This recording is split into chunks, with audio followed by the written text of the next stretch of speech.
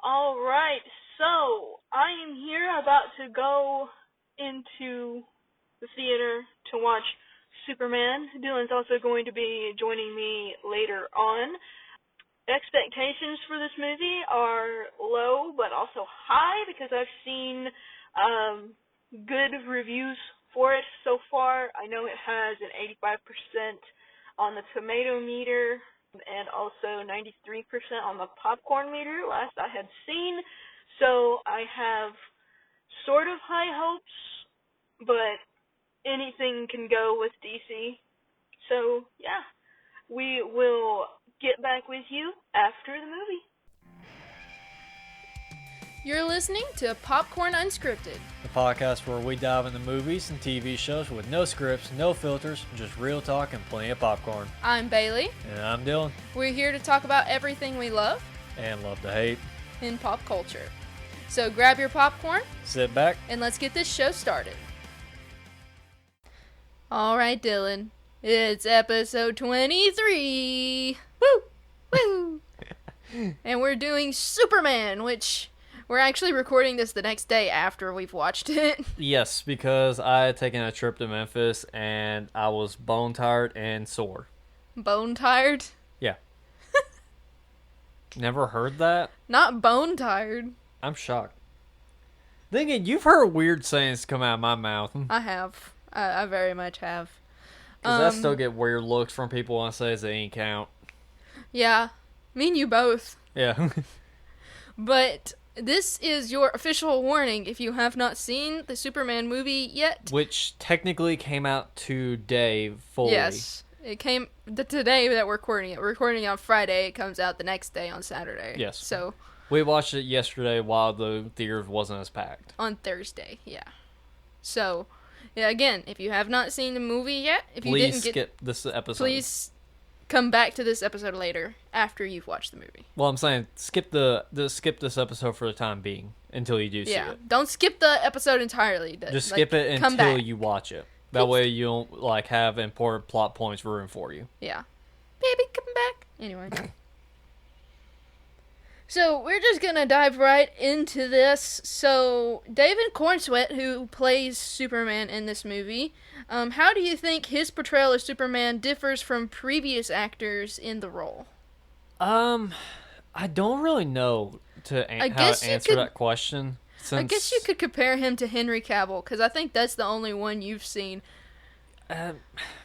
Which one's him? Henry Cavill's the one with, the dark suit. Smooth, baby face. He was in Batman vs. Superman. Okay, well, that's Henry Cavill. I hated that movie. No, but I don't think anybody likes Batman vs. Superman. To be fair, it just was the most randomest movie and made no sense. Because this is also, I think that's canon to the Justice League movies? I think so, yeah. I think. I'm not 100% sure. The DC ones, I'm not fully sure. Yeah. Because I only watched, the DC ones are so confusing, which Marvel is too, but DC's more confusing because it doesn't explain which ones are canon to which movies. And if I remember correctly, I think the Marvel Cinematic Universe started before DC started making movies. I think so. I want to say that. Because I do know that the Flash movie that we watched, that was canon to the Justice League as well. Yeah. But honestly, I feel like after the newest Batman that come out, and then also this movie, I honestly think they're gonna just do a whole reboot of their universe. Honestly, I think that's probably the best. I honestly think so too. Because this guy is Superman. He did a fantastic job of it. He is Superman. This is who Superman is supposed to be. Mm-hmm. He's Superman, okay? Yeah. Because I have seen the older movies. Don't ask me who the actors are, because I do not remember. But I've watched a live action. I've watched some of the older live action Supermans. I've watched a few of the cartoon episodes of Superman. Oh, yeah. I've only seen that. You've only seen the cartoon? The old cartoon? Yeah. I love the old cartoon. Grant, that's how I got introduced to DC, was that movie, that TV series, along with the the Batman series. Mm-hmm. And I want to say that Batman Beyond was the first time I ever saw like Batman. Which I think you like Batman more than Superman. Yes, I will admit that. I like Batman far more because See, in and my I'm the opinion, opposite. I like him. I like Superman more than Batman. Yeah. Even though I do like Michael Keaton's Batman a lot. Yeah. Michael Keaton is Batman, okay? I think it's just something about Kevin Conroy's voice. That too. That man will always be labeled a legend. That man will always be Batman. You will never take that title away from him. Definitely not. But this guy, his performance was definitely unlike Henry Cavill's, which I've seen Henry Cavill's Superman. And now, not to bash Henry Cavill, because he did, I think he did an okay job, but he was more Superman than he was a Clark Kent. It's kind of like the Spider-Man situation. Like, Tobey Maguire was a better Peter Parker, and then Andrew Garfield was a better Spider-Man. You know? Yeah. It's kind of like that kind of situation with Henry Cavill. Tom was more of a Parker than he was Spider-Man. Yeah. And so, it's like they can't seem to get that right when it comes to Spider-Man. It's either one or the other. They can't nail both of them. But I think they nailed it with this casting, though. Yeah. He did a fantastic job. Especially Lex's actor. Oh, no. I said fantastic. I was going to try to avoid saying that word, but I can't. I can't avoid it. I've been on Fantasy 4 all day today. Anyway. I like to point out, everyone, she bought a bunch of comics today, along with a... I didn't even tell you about the magazine. Yeah, magazine. She bought a bunch of Fantastic Four ones, including one with Ghost Rider versus Human Torch. I did. I along have no with regrets. Jeff the Shark. Yes. I have no regrets. But anyway. So, did you find his Superman to be more relatable and grounded compared to other versions? I don't really have a version that I really compare him to, because he seems equal as the animated one. Yeah. The way he acts, along with how he interviews himself for stuff, it matches exactly, in my opinion. Yes. From what I've experienced with Superman. Yes. Because, Grant, I only know... I honestly think that Henry Cavill's Superman is where they kind of went wrong. And I'm going to be saying a lot about his Superman, because his Superman is the one I remember the most. To be fair, it seems the live action, they can never get it right. Because then again, DC also can't get Superman right. Well, which, to be fair, I can't say they haven't gotten really Batman right, because Michael Keaton did a really fantastic job. Yeah. I said it again. Well, the reason I say they can't get the character right in general is because they're always mischaracterizing him. Yes, every and I think instance. that's what went wrong with Henry Cavill's Superman, is because he gave me more Injustice. Zack Snyder. Injustice Superman than anything. Where if Lois Lane gets killed and then he immediately starts being this dictator, basically. Yeah. It's like killing everyone. Like that's Henry against Cavill's Superman was just a really dark Superman. Yeah. A really dark version of Superman, in my opinion. I honestly didn't really care for it. I thought it was okay. It was decent enough for DC at the time. I guess. Which I haven't seen Shazam, and I've heard Shazam's actually pretty good. I've heard good things about Shazam, and I've heard good things about the Batman, too. The newest one that they've come out with. So, the latest ones that I had watched that I know are good are Aquaman, the first Aquaman, and then the first Wonder Woman. I remember watching the Aquaman. I don't know about Wonder Woman. Wonder Woman was actually really good. I honestly think they did a really good job with her in that sort of aspect, but... Wait, which one? We talking like a separate movie from 84? It's the first one before 1984. Okay. Just Wonder Woman. Because honestly, I've never watched any of her movies. Gal Gadot's movies? Yeah. Well, Wonder Woman in general.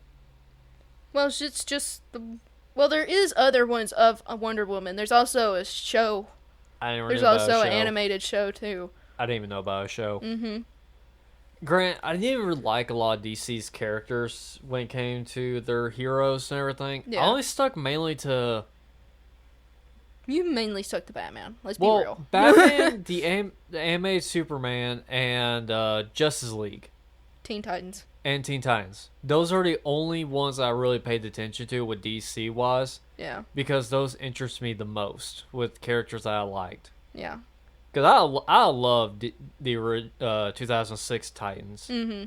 I don't let go. I don't let go, period.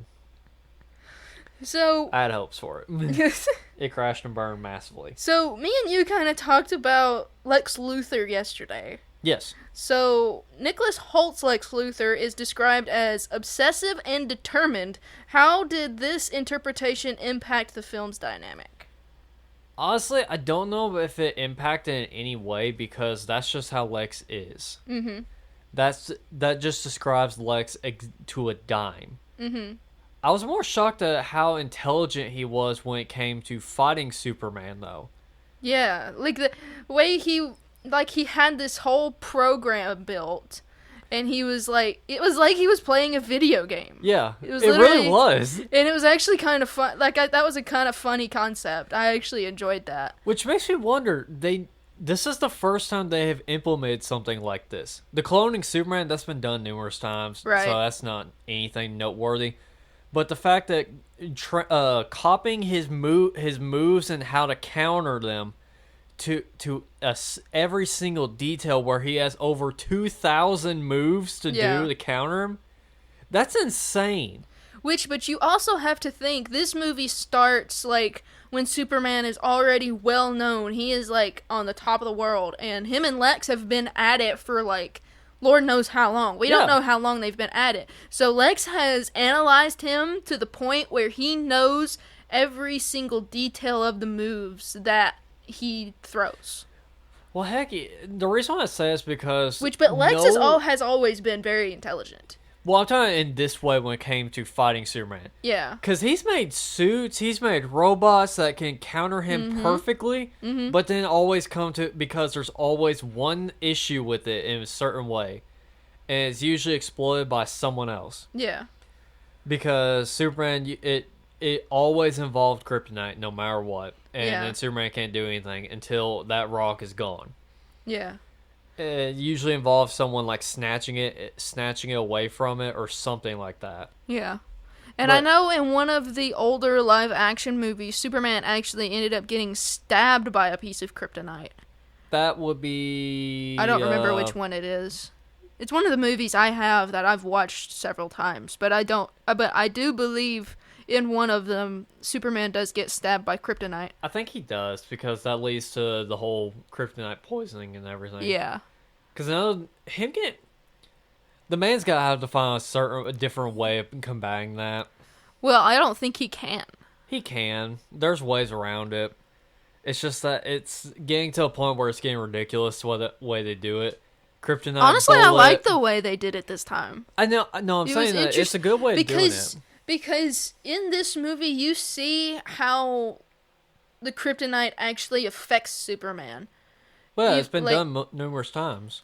Yes, but I just feel like this was like an interesting way they did it, though. Because you can see how long exposure? Yeah, like overexposure to it, and see what it does to him over time. He's literally deteriorating. Oh yeah. He's literally deteriorating to where his skin is turning wrinkly and old. I'm trying to remember all the different types of kryptonite, because I know the red one. But also in this world, there is no more kryptonite. Yeah, they're all gone. Yeah. And Lex had to make a pocket dimension with that. I don't remember Rex? I don't remember what his name was, but it was the guy that can turn himself into any mineral. Yeah. Or any gas, apparently. And use it through that. Or any liquid. He's made I know Lex has made pocket dimensions multiple times, so that wasn't new to me at all. Yeah. It was new to me because I don't remember. You don't know all the stuff that I don't know a whole lot about Superman, so. Grant, I've watched more of the anime stuff when it came to Superman, especially like the movie wise, with Batman and Superman versus the world and stuff. Yeah. I think it's like what's called. It's Batman and Superman something, but They were a bounty on Superman's head because of a robot acting like a human, and it used kryptonite to like make him use a certain kryptonite to make him mad, or stuff, and frame him essentially to killing this guy, which was actually a robot. Yeah. And then it was all that ordeal and everything. But it's like, I'm trying to remember, because I know we don't talk about pink kryptonite. I have never heard of pink kryptonite. I only know about the green kryptonite. Oh. You're going like way over my head with that. Okay. I don't know anything about that. So I want to preface this because this is, in my opinion, the pink kryptonite is the funniest kryptonite ever. There's two different versions. There's the original version which made Superman gay. Oh gosh. And really was really into, I think, Johnny. Is that the guy?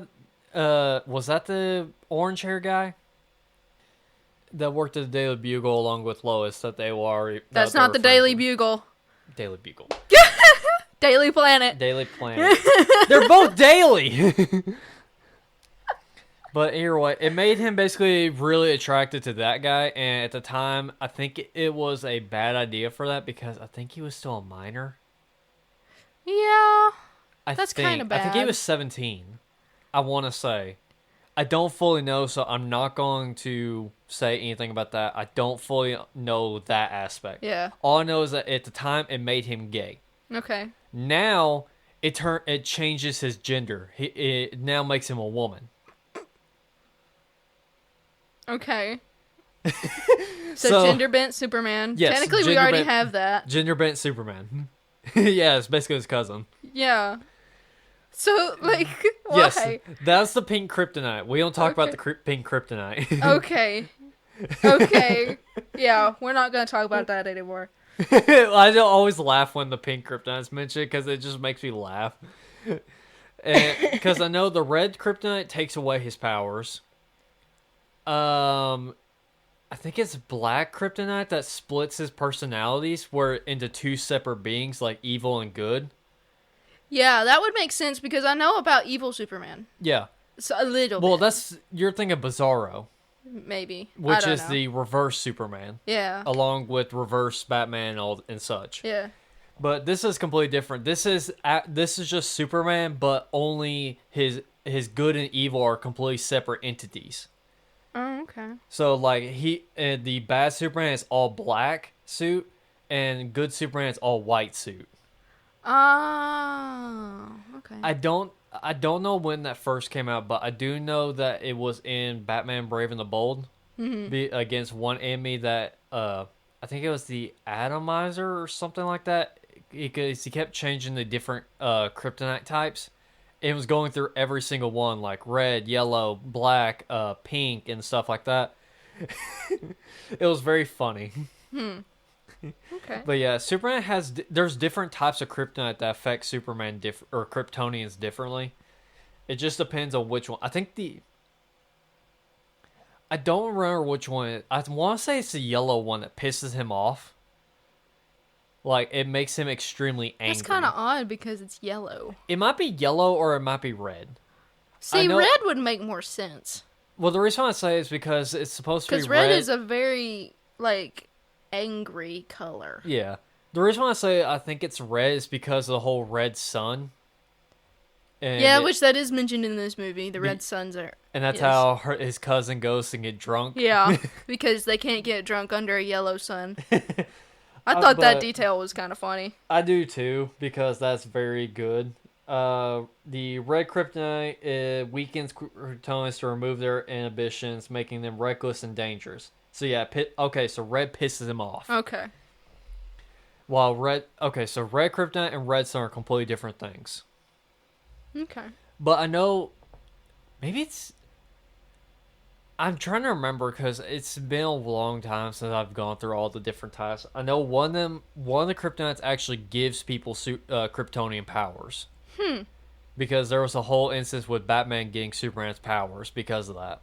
Interesting. And Superman lost his to a different type of kryptonite. Huh. Until they got, like, the correct one to give it back to him. everything. It's a kind of a horror deal. But yeah, there's many different kryptonite versions. So it would have been funny for Lex to actually use that. But I don't think he knew about it in this movie. He probably didn't know about that quite yet. Yeah. It's just very interesting, all the different things that is in the Superman canon. Yeah. Especially with the different things that affect him and what has been done to him and what hasn't been done to has and hasn't been done to him with the kryptonite. Yeah. Like kryptonite bullet, kryptonite scalpel, and stuff like that. Yeah. That's very common. Okay. So we're gonna move on. Long rant. So we're gonna move on and talk about Lois Lane. I do not know how to say the actress's last name. Take a shot in the dark. I'm gonna take a shot in the dark. So Rachel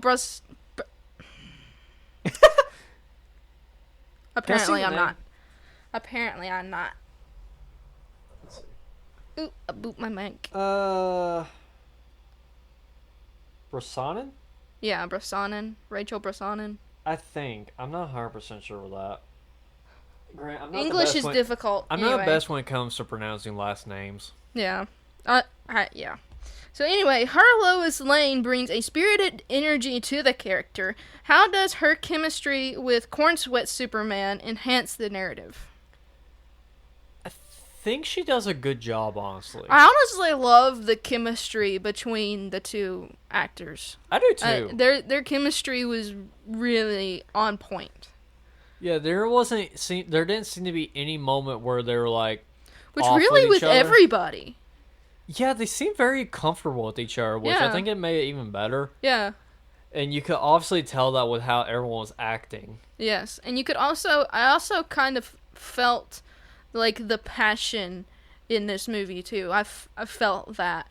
But I love the chemistry and the relationship that both her and Superman had. I also thought it was interesting that she already knew he was Superman. Yes, I do like that because Superman is known to keep his identity from her at times to keep his enemies from attacking her. Yeah. Which is very common.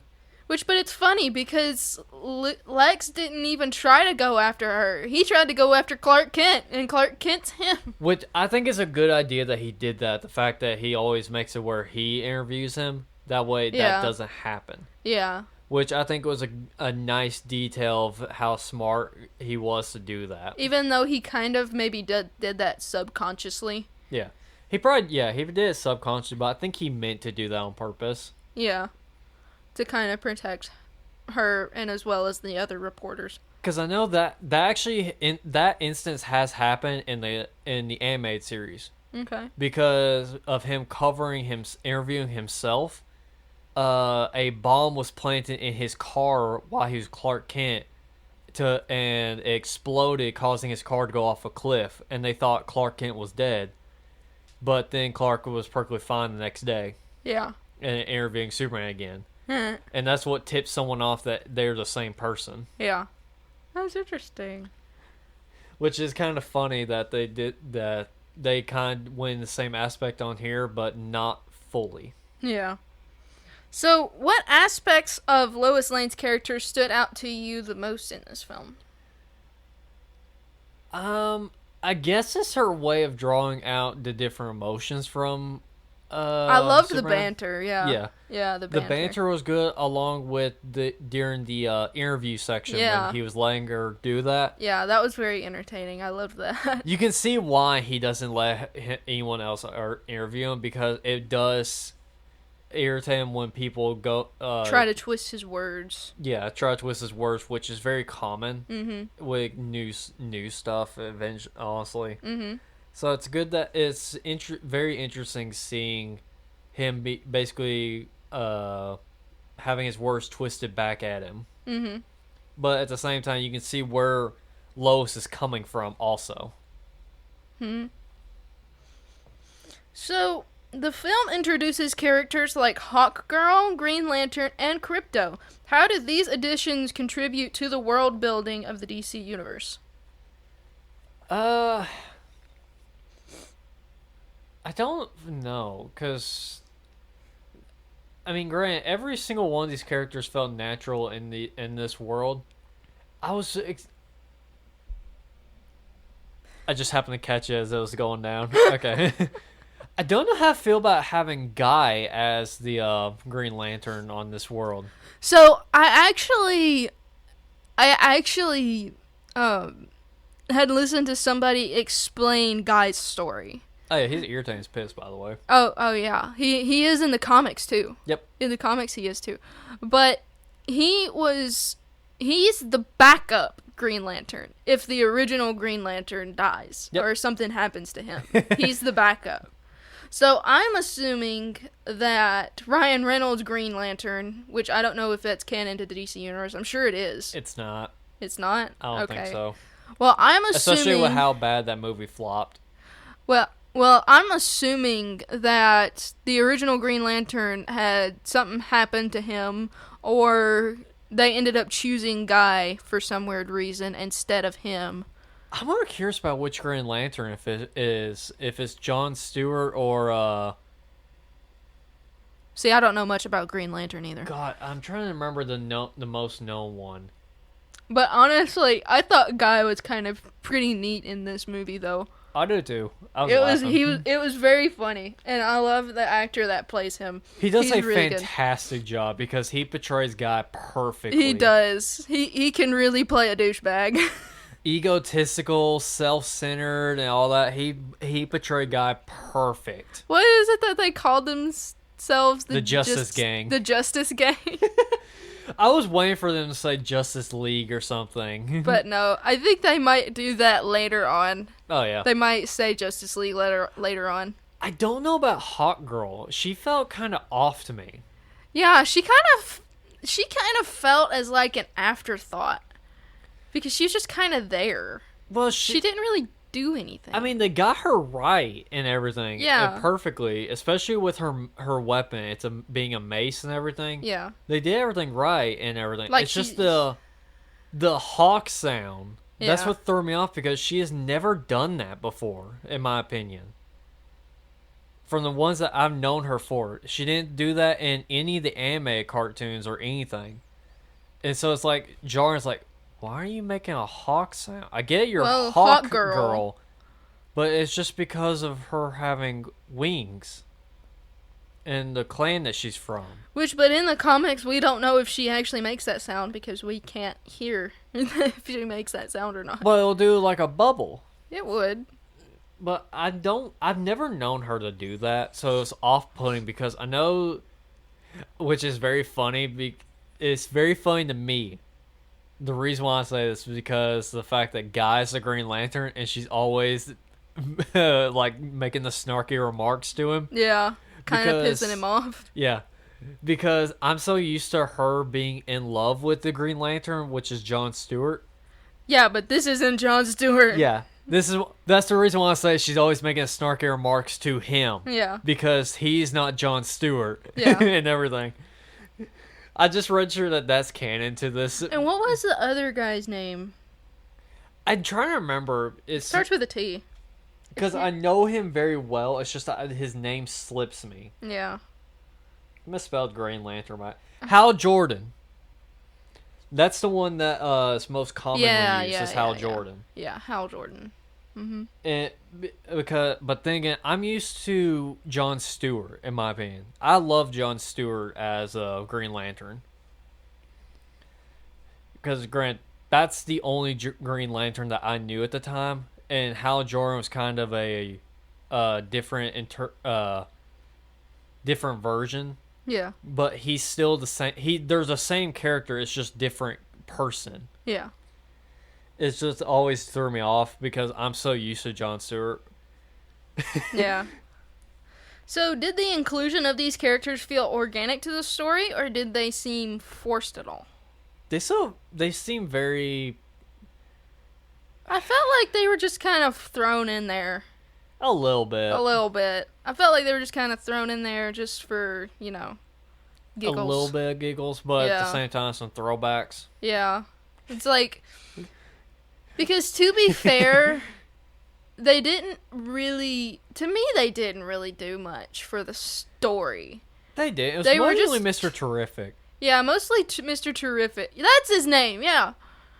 That's You're who I was- Your name's Terrific. You don't get a saying. but yeah, really, Mr. Terrific was the only one that contributed to the main story.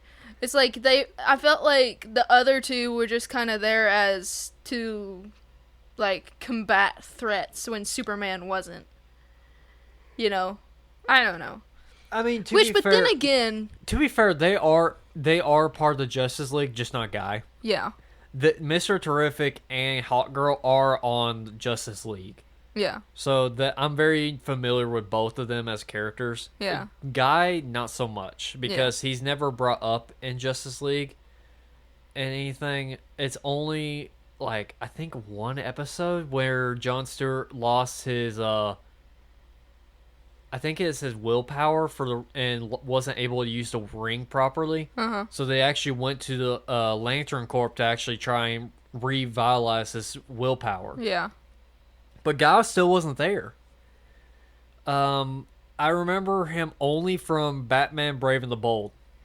Because Batman decked the crap out of him, knocking him out while in space. That's funny. It's always Batman that always has, like, the one-up on someone. And it's like, okay, is this plot convenience, or is this just him just putting someone in their place that deserved it? Yeah. I think it's a mixture of both. Yeah. But in my opinion, and I felt this way when I was sitting in the theater watching this movie, honestly, I felt it was a bit choppy. Yeah, I can see it. I genuinely thought it was a bit choppy. It didn't really flow all together like I wanted it to. Yeah, there's a lot of jump cuts. Yeah, it was like, it was very choppy to me. I don't know why. It just felt choppy. It throws me off the most when I can't see both characters talking in the same scene. It irritates the piss out of me from me. Yeah. Like that whole instance where after the whole finding out the other half of the message and everything, and him and Lois in the talking in the room with the Coco. Yeah. While the Justice Gang is fighting in the background. Yeah. It was irritating me when it kept cutting like facing each of them. Yeah. Like it'll cut to him, and then you see like part of the back of her head, and then vice versa. It just irritates the piss out of me. Yeah. Just do one single frame. Don't do jump cuts between the two faces. It irritates the piss out of me. Yeah. I hate that style of editing because it irritates me, but also like throws off my. But I also understand why they do that too. But it causes my eyes to adjust in a way that actually like irritates them. Mm-hmm. It's for me, that is, because I don't like snappy cuts like that. Yeah. I just like one like seamless cut and everything. Not like it's constantly like jumping back and forth. Like, for example, like some movies where it'll cut to like people talking, jump cut to the people fighting everything, cut back to people like talking and normally talking, like ignoring that entirely. Yeah. I hate those edits. I hate them with a passion because it irritates the heck out of my eyes. I can agree. So, James Gunn's direction is noted for its balance of vulnerability, humor, and sci-fi elements. How did this approach affect your perception of Superman? Now, keep in mind, this is also the same man that directed the Guardians of the Galaxy movies. To be fair, I've never watched any of the Guardians of the Galaxy movies. You'll get there. I know. You're going to make me watch them. Yep. You'll get there. But honestly, it's like I was telling the guy at the comic book shop today. I was like, it felt like I was watching a Guardians of the Galaxy movie, but Superman. That's what it felt like, and I loved every minute of it. I mean, the everything was good, really good. It's just the editing cuts is what irritated me. Yeah, it just felt like I said, it just felt choppy to me. But yeah, I don't like those type of cuts. But, like the fight scenes, those were great. Yes, I love the fight scenes. I loved his use of color in this movie because I feel like color is one of the most important things for a movie. Yes, and with Zack Snyder's cut of movies as well. Especially with his Justice League movie, everything is so dark. And I'm just like, I think that's all he knows what to do with them. I don't know, but I was just like, Superman to me is bright colors. You know, he is literally a beacon of hope. Yeah. So it's like, why would you not use bright colors for Superman? And Henry Cavill's Superman suit is like literally a navy blue suit. Like a really dark blue suit. I think Snyder would have been better with just doing Batman movies. Yes. Because that's the whole Batman aesthetic is dark colors, dark lighting and everything, grimy. But not for Superman. Yeah, his is more so in the light, which I do love. That detail in this movie, the fact that anytime the fight scenes are gone, they're always in the light. Yeah.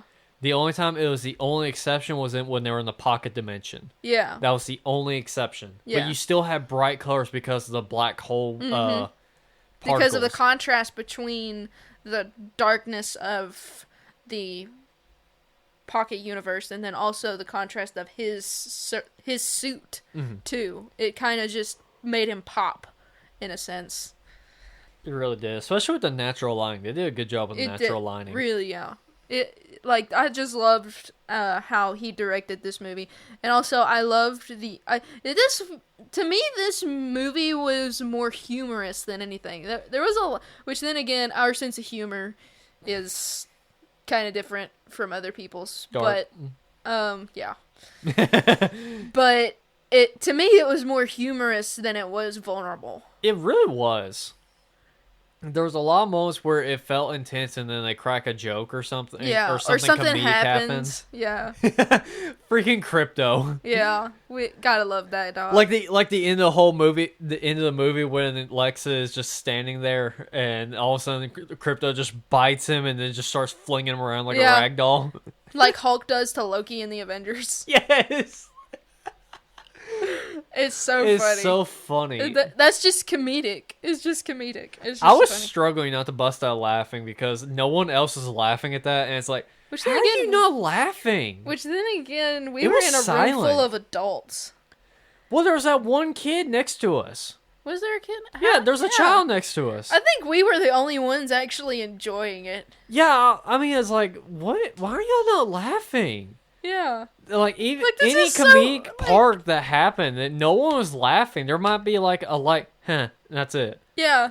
There was no like laughter or anything. It was just so awkward. Dull in there in the theater. I was just like, God, y'all don't have a humorous bone at all. Yeah, it's like you could hear, I could hear myself laughing because nobody else was laughing. No kidding. I could hear the kid laughing at times, but it's like, even so, it was short laughter. It's like, what is wrong with y'all? Yeah, which our theater wasn't even full. Yeah, ours was nowhere near full or anything. Yeah. There's like, I don't know, maybe like 15, 20 people in ours, and that's it. Yeah. But then again, maybe we were at that. like a pre... Yeah, we were a pre-showing. Yeah. Ironic enough, the last one for not happy hour. For the matinee. Matinee hour, so it's like one of the things. Yeah. Which, granted, it was 3 o'clock. You figured there'd be a lot more people, but Which I guess then again, not. people don't get off work till 5. That's true. I figured that's there'd be a lot more... That's why I go to the early ones, so I can avoid there'd be a lot more kids, honestly, but no. No. It was very strange. It was very strange. It was just awkward, but honestly. Anyway. So, getting to the plot and the storytelling. So, the film skips the traditional origin story. How did this choice impact the pacing and engagement of the movie? I prefer it this way. We've seen the origin story thousands of times. And it's getting annoying at this point. Like, seeing him crash and then his mom and dad take him in, and then he grows up Southern, and I do like it when they reboot the character. That way, we see like a different perspective of the whole thing. But it's like you've done every single perspective at this point. Yeah, you've exhausted it at this point. We've had enough seeing the same origin story over and over and over. To the point where now it's being basically like memed on by other companies and everything. Yeah. Like, for example, Mega Man. Yeah. From DreamWorks. The exact same story, just a little altered. Just the fact that he ends up in a prison while the other one, the same exact thing, but ends up with a rich family. Yeah. It's just one of the things where it's like, we've seen this origin story enough. You've done every single version in the book. We've even seen a villain version of it where he just kills the parents. And I will also say this because talking about this kind of brought the Fantastic Four to my brain. Of course it did, but that's why the Fantastic Four origin story had already been done. Mm. So that's why this new Fantastic Four movie is not an origin story, because we have already seen that. Yes, and I'm glad that Marvel is not doing that with this movie, because we've already seen it. We can always go watch that movie if we want to see the origin. Yeah, it's been done. And we've already seen the wedding for Reed and Sue. We've already seen the wedding from Rise of the Silver Surfer, so they're not going to do that again. Yeah. So they're giving us something that we haven't seen, and that's what I love about this movie and what's coming in the future. Yeah, which I think is smart, because you can't do the same thing over and over and over. No, because you'll just exhaust it, and then people will get bored of it, and then sales will plummet. Well, heck, look at Joker. Yeah. He's had his done, what, 8 times? Yeah. And that's counting comic books, video games, and movies. Yeah.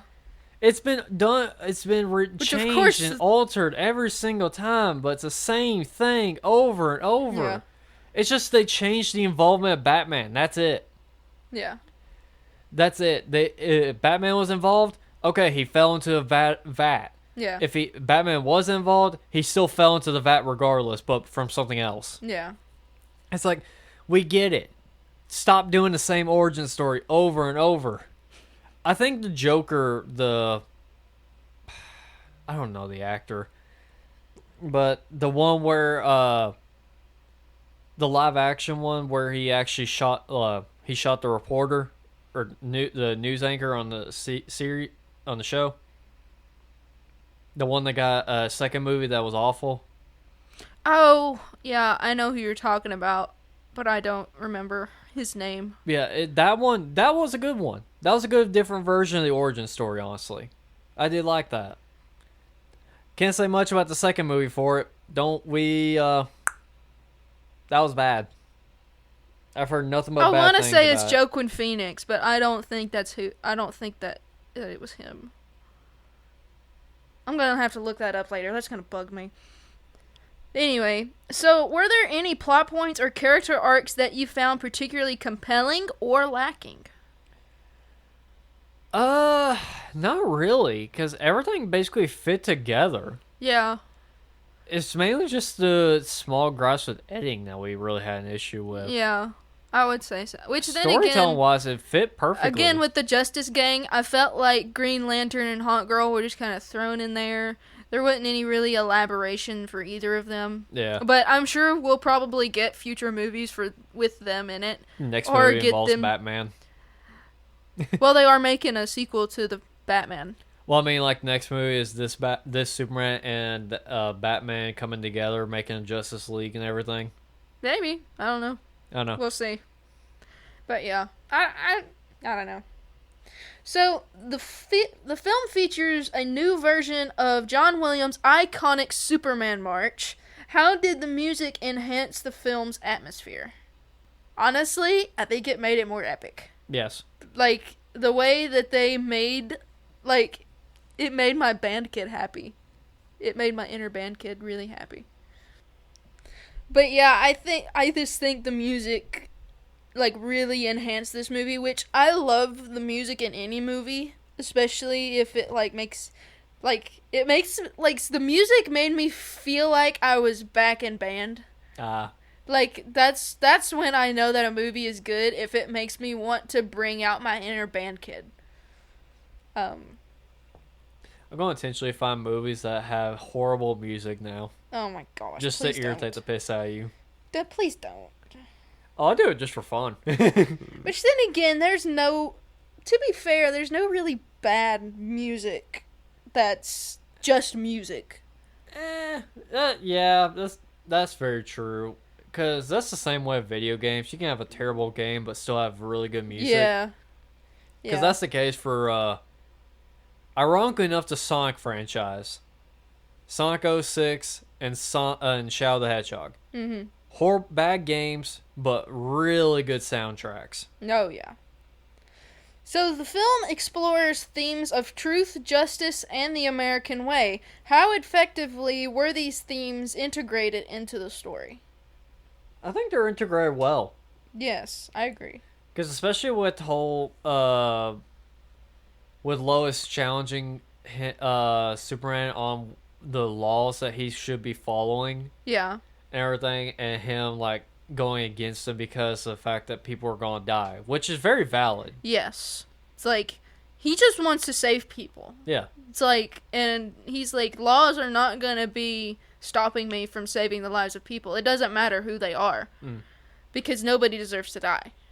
Especially especially with death like that. Oh, yeah.